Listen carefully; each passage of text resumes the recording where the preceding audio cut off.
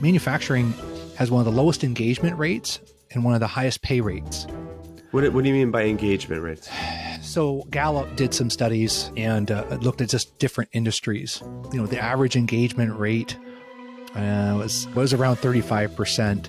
And so you're saying they've got high wages, but people aren't calling it a calling. No. They're if they look at the different industries and how excited people are about, thank goodness I'm working, it doesn't matter what the pay is, I'd be just working in manufacturing.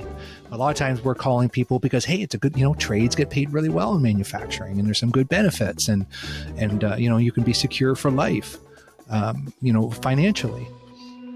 And a lot of that is true. But I believe we can have both. We can create an environment where we can connect to the people and we all have value.